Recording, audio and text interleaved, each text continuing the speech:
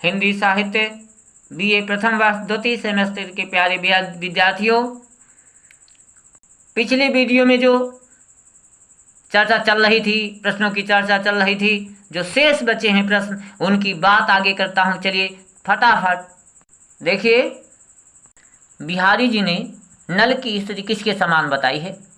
नर के समान बताई है। कपूर के साथ मिलाकर रखने पर कौन सी वस्तु सुगंधित नहीं होती है? हींगन हो सुगंध, इस प्रकार से आपने दोहा पढ़ा होगा, तो हींग होता है। कृष्ण के द्वारा राधा से मुरली मांगने पर राधा ने क्या किया? ये मुस्कुराने लगी, ये भी आपने दोहा पढ़ा होगा। हाँ जी, पुनः समझ लीजिएगा। कृष्ण के द्वारा राधा से मुरली मांगने पर राधा ने क्या किया था? मुस्कुराने लगी थी। अगला फिर उसी से संबंधित प्रश्न देखिएगा। राधा ने आनंद के लालच में कृष्ण की कौन सी वस्तु छिपा कर रख दी थी? मुरली रख दी थी। दोहा पढ़ा होगा, मैं सुनाता, सुनिएगा। बतरस लालच लाल की मुरली धरी लुकाई। बातों की रस के लालच में कृष्ण की मुरली को क्या कर दिया? छिपा कर रख दिया। बतरस लालच लाल की और मुरली धरी लुकाए, और जब मांगा तब क्या करती है ना? सौह करे कसम खाने लगती, मैंने तो नहीं लिया ना। सौह करई भौहन हंसए देन कहे नटी जाए। हाँ, तो राधा ने आनंद की लालच में कृष्ण की कौन सी वस्तु छिपाई थी? मुरली छिपाई थी। अगला प्रश्न देखो। ओछे बड़े न हो सके, बिहारी इस दोहे के अनुसार कौन सा बड़ा नहीं हो सकता? यानी जो ओछा व्यक्ति है वो कभी बड़ा नहीं हो सकता। खिजत का शाब्दिक अर्थ क्या होता है? खिजत यानी रूठ जाना, गुस्सा जाना। हलधर किसका पर्यायवाची है? बलराम का ही। अगला प्रश्न है, राधा जी की बाहों का आकार किसके समान है? कमान के समान। अगला प्रश्न देखिए, किससे अलग होने पर मछली प्राण त्याग देती है? जल से अलग होने पर मछली प्राण त्याग देती है। अगला प्रश्न देखो, कामदेव ने नायिका के नेत्रों का विस्तार करके उसे क्या सिखा दिया? नगर नरों का शिकार करना। नागर नरन शिकार। अगला प्रश्न देखो, बिहारी ने अपने दोहे में मुरली को किसकी संज्ञा दी है? अरे स्वर्ण सुंदरी उर्वशी की संज्ञा दी है। कितना बेहतर प्रश्न है। चलिए अगला प्रश्न भाई देखो, बिहारी ने घर के जमाई की तुलना किससे की है? पूस के दिन से। जैसे पूस के दिन का जो मान होता है घट जाता है ना, ऐसे जो जमाई यानी दामाद को कभी अधिक समय तक ससुराल में नहीं रुकना चाहिए। यदि रुकता है तो क्या हाल होता है? पूस के दिन के समान उसका भी मान और सम्मान जो है घट जाता है। हाँ जी, चलिए अगला सुनो भाई। नायिका को विरह के जलन से तड़पता हुआ देखकर लोगों ने उस पर किस वस्तु से भरी हुई शीशी उलट दी? कौन सी शीशी थी? किसकी शीशी थी? क्या भरा था उसमें? यानी कि गुलाब जल से भरी हुई शीशी थी। अगला प्रश्न देखिए, बिहारी किसके भक्त थे? राधा और कृष्ण के भक्त थे। कृष्ण की मोहनी मूरत को कैसा बताया गया है? अद्भुत बताया गया।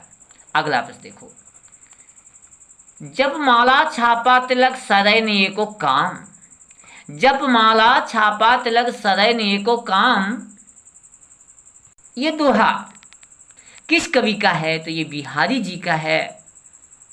अगला देखिए दोहा, प्रश्न लिखिएगा, सौह करई भौहन हंसई देन कहे नट जाय। देखो अभी ऊपर मैंने ये दोहा बता चुका हूँ और फिर पुनः जो है ये आ गया, तो यहाँ पर फिर पुनः से लीजिएगा। सौह करे, सौह मानी कसम खाती है कि मैंने तो वहाँ की मुरली नहीं छिपाई है, लेकिन भाव से हंस देती है तो किस समझ जाता है इसने ही मेरी मुरली चुराई है। और तो कहते हैं भी मेरी मुरली आपने ली है तो दे दो, तो क्या देन कहे नट जाय। देन माने देने से, कहा माने कहती है, नट माने इनकार कर देती है, नट जाय इनकार कर देती है, मुरली को देने से इनकार कर देती है। अच्छा, तो ये तो आपने अर्थ समझ लिया ना।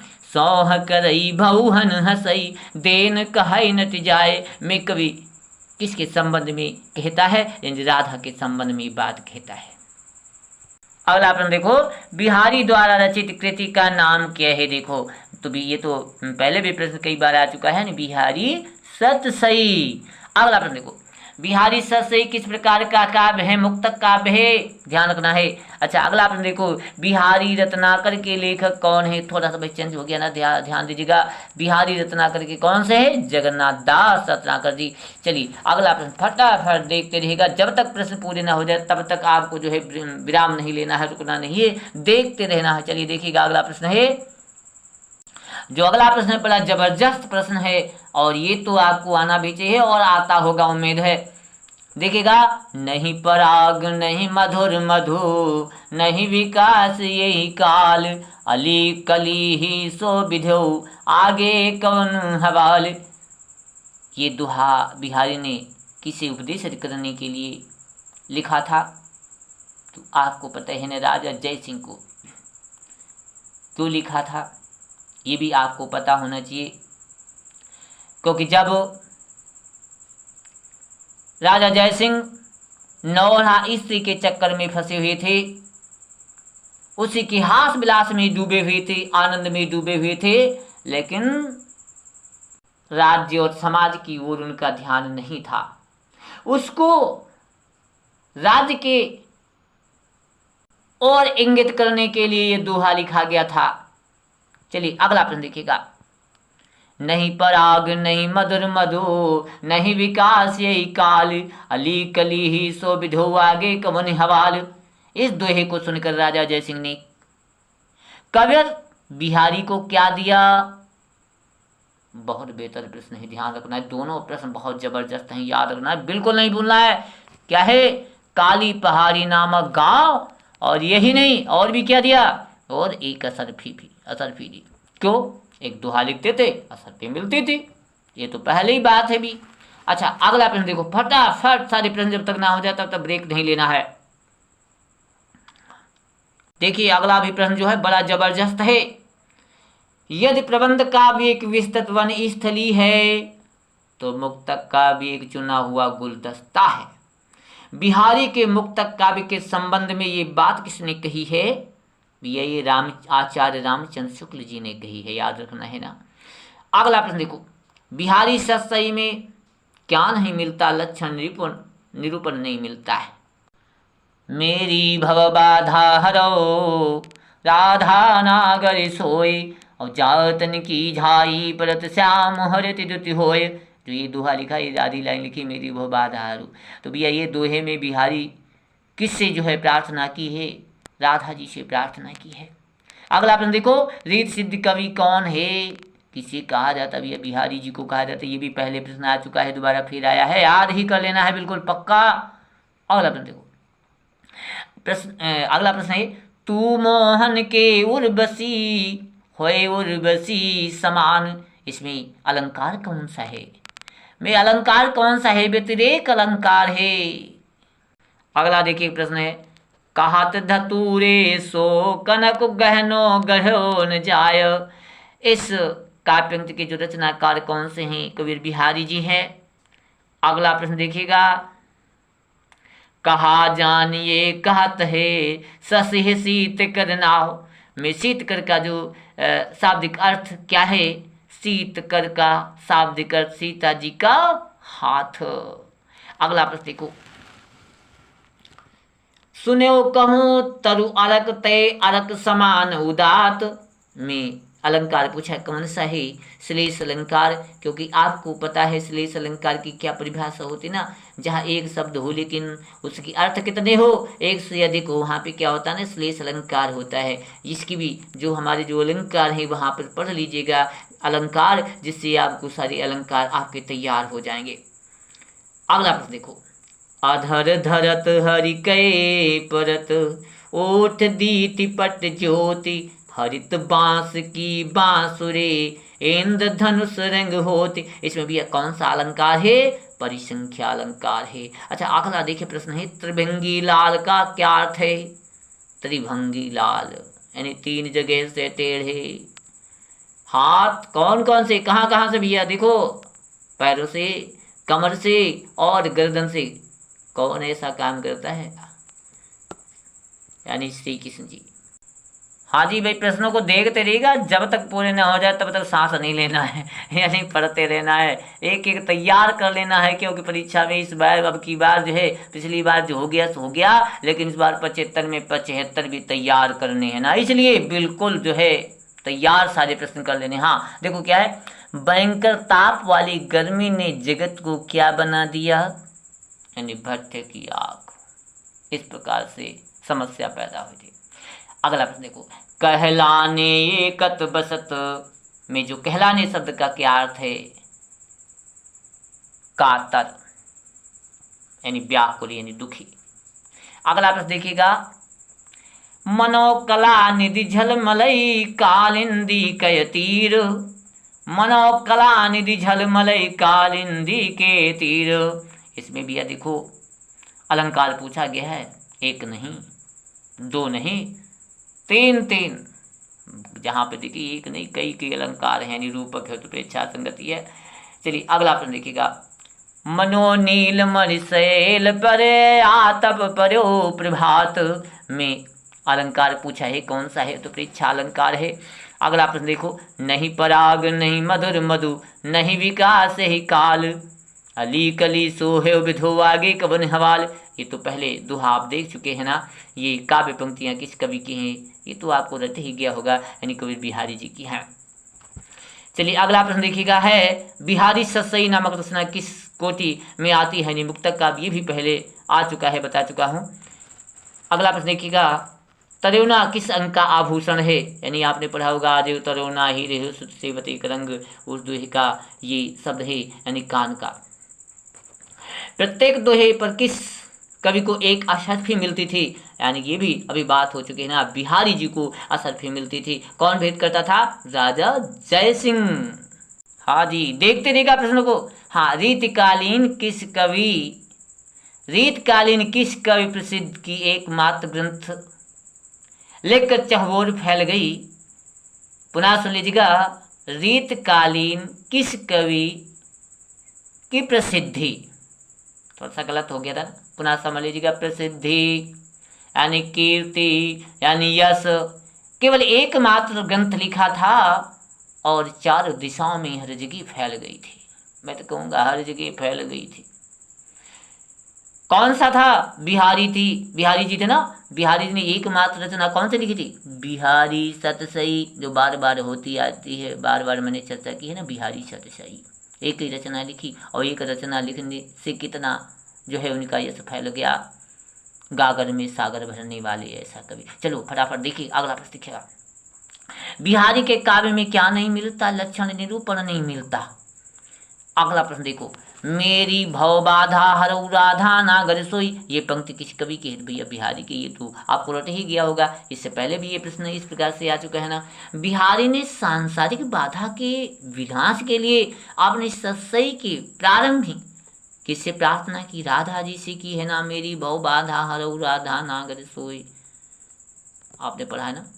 उसके बाद देखो, नाक बास बेसर लहो बस मुक्तन के संग, नाक बास बेसरी लहो बस मुक्तन के संग। और ये पंक्ति में अलंकार पूछा गया है, कौन सा अलंकार है भैया, देखो शेष अलंकार है। और अगला प्रश्न देखो है, अन बूढ़े बूढ़े तिरे जिन बूढ़े सब यंग, अन बूढ़े बूढ़े तिरे जिन बूढ़े सब यंग में कौन सा अलंकार है, ये विरोधाभास है। अगला देखिएगा, फिर एक जबरदस्त फिर दोहा आ गया, ये तो इससे पहले मैं बता चुका हूँ, फिर आ गया है, देखिए क्या है, दृगुर झत टूटत कुटुंब जुरत चतुर चित प्रीति, परति गांठ दुर्जन हिये दई नई रीति। इस पंक्ति में कौन सा अलंकार है, ये संगति अलंकार है। हाँ, अगर आप देखिएगा, घर ही जमाई लो घट्यो करो पोष दिन मान, यही काव्य का जो कथन है वो कैसा है, देखो नीति परक है, क्योंकि इससे पहले भी इससे संबंधित प्रश्न आया है ना। क्योंकि जमाई का मान घट जाता है, कहाँ, अधिक समय तक रुकने पर, यानी ससुराल में अधिक समय तक रुकने पर उसका मान और सम्मान घट जाता है। किस महीने के समान, पोष का माह, जो पोष का माह होता है उसके समान। तो ये नीति परक है। बात है ना। चलिए अगला प्रश्न देखो। स्वार्थ सुकृत न समवृथा देखी विहंग विचारी बाज पर आए पानी पर तू पच्छिन ना मारी। इस पंक्ति में कौन सा अलंकार है? अन्योक्ति अलंकार है। चलिए अगला प्रश्न देखो। बिहारी को किस विशेषता के कारण गागर में सागर भरने वाला कहा है? भाषा की समास, जो भाषा की समास शक्ति है, जिस कारण जो है बिहारी को गागर में सागर भरने वाला कहा है। अगला देखिएगा प्रश्न है, भावानुभाव योजना किस कवि के काव्य में मिलती है? यानी बिहारी जी के काव्य में मिलती है। देखो अगला प्रश्न देखो। जिस दिन देखे वे कुसुम गई सो बीत बहार। पुनः सुन लीजिएगा। जिस दिन देखे वे कुसुम गई सो बीत बहार में किस ऋतु का वर्णन है? पतझड़ के समय का वर्णन है भैया। देखो अगला प्रश्न देखो। बढ़त बढ़त संपत्ति सलिल, ये भी तो आपको तो वो कई बार पढ़ा है आपका, फिर इससे पहले भी बता चुका हूँ, फिर आ गया यही प्रश्न है। बढ़त बढ़त संपत्ति सलिल मन सरोज बढ़ जाए और घटत घटत सुना घटई बड़ समूल को मिलाय। तो इसमें पूछा है अलंकार कौन सा है? पुनरुक्ति प्रकाश अलंकार है। अच्छा अगला प्रश्न देखो। छाया गहनी से क्या तात्पर्य है? एक राक्षसी से है। अगला प्रश्न देखो। बैठ रही अति सघन बन पैठ सदन तन माह में किसका वर्णन है? यानी इसमें जो है छाया का वर्णन है। अगला प्रश्न देखिएगा। तरुणाई आई सुखद बस मथुरा ससुराल, ये पंक्ति किस कवि से संबंधित है? यानी बिहारी से है। ये भी इससे पहले आपको मैंने बताया है कि बिहारी जी की ससुराल कहाँ थी, तो आपको पता है ना, कहाँ? मथुरा। तो ये बिहारी जी से ये बात संबंधित है, ये लाइन संबंधित है। अगला प्रश्न देखो। बिहारी की मुगल शासक शाहजहां से कहाँ मुलाकात हुई थी? इनकी जो है मुलाकात जो है वृंदावन में हुई थी एक बार। हाँ अगला प्रश्न देखिए, फटाफट देखते रहिएगा, बिल्कुल ब्रेक नहीं होना है जब तक बात पूरी ना हो जाए ना। हाँ जी, बिहारी कि मुगल शासक शाहजहां से कहाँ मुलाकात हुई थी, तो आपको रट गया होगा, याद हो गया होगा ना। अगला प्रश्न देखो। रीत काल में प्रयुक्त रीत शब्द का क्या अर्थ है? काव्यांग निरूपण। उसके बाद देखो जो अगला प्रश्न है।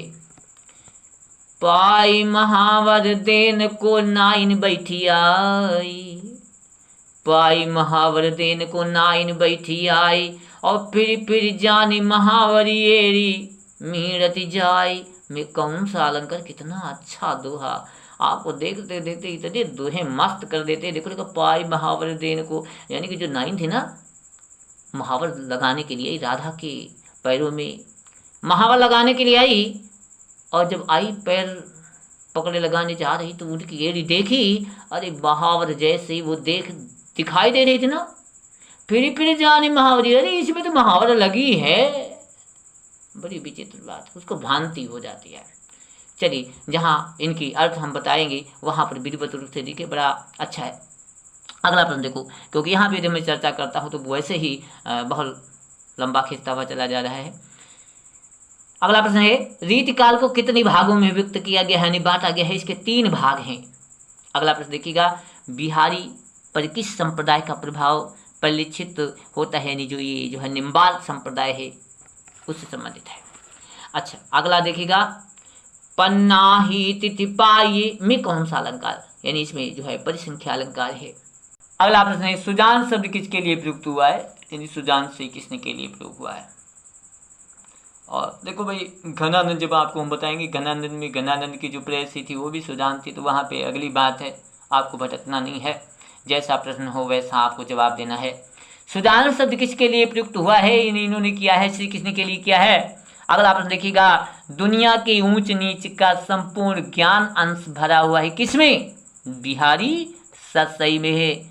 और अगला प्रश्न देखो। जिनके लिकुंजों में राधा कृष्ण विलास करते हैं, जिन के कुंजों में राधा कृष्ण विलास करते हैं, वहां की भूमि किस तीर्थ की भांति पवित्र हो जाती है? ये भी देखो भैया, पहले प्रश्न आ चुका है ना, प्रयाग। अगला प्रश्न देखो। चटकाली क्या है? चटकाली कहते हैं गौरैया की पक्षी को, गौरैया जो पक्षी होता है ना उसे।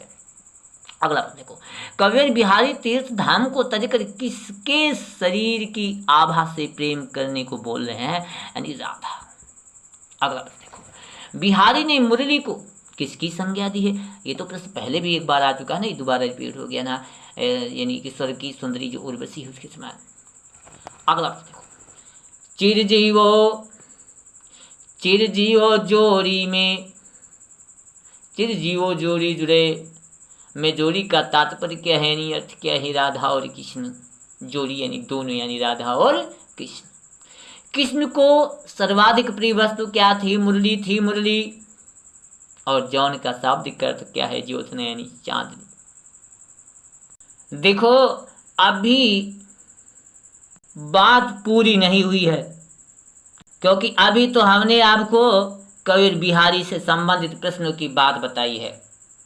जो मुख्य प्रश्न है वो बताया। अभी आपको जो है भूषण और घनानंद से संबंधित प्रश्न और भी परीक्षा से संबंधित प्रश्नों की जानकारी लेनी है, इसलिए आप अगला वीडियो देखते रहिएगा और पूरी वीडियो देखिएगा। क्योंकि बात ये होती ना, अधभर गगरी छलकत जाए, कहावत ना, जो आधी भरी हुई गगरी होती वो छलकती है, जो पूरी भरी होती वो छलकती नहीं है।